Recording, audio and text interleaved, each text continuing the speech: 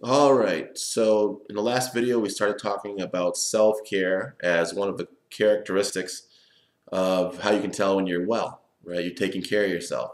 And how can you tell that that kind of experience of self-care and caring for the self is present in the circumstances in which that occasion arises, right?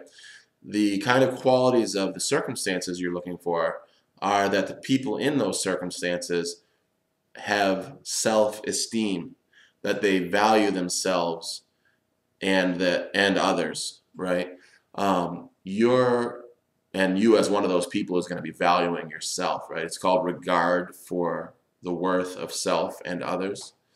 Um, you're going to understand that your value is caused simply by your existence, the fact that you are born.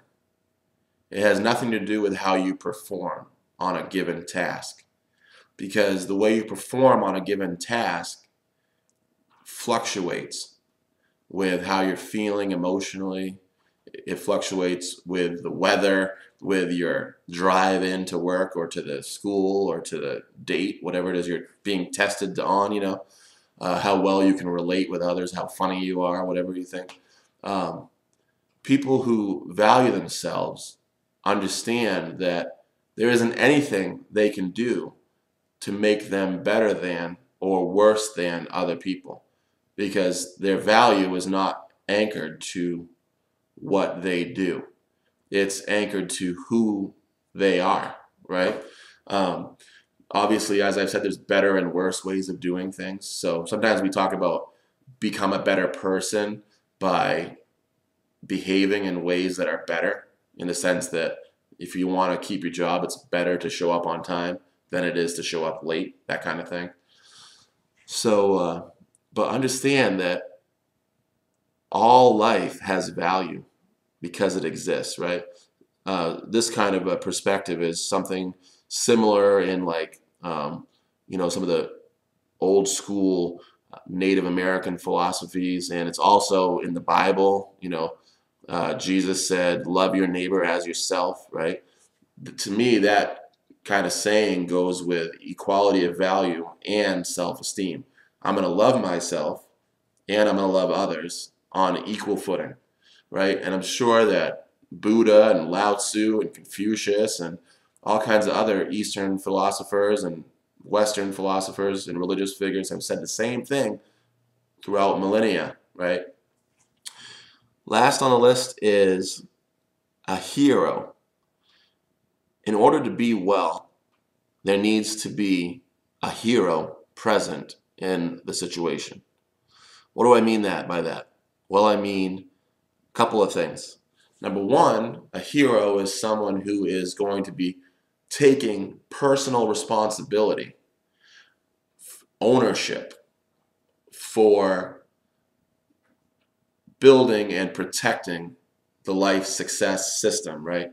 Which we said was being the right person around the right people, supportive of others, in the right environment, one that is empowering and not oppressive.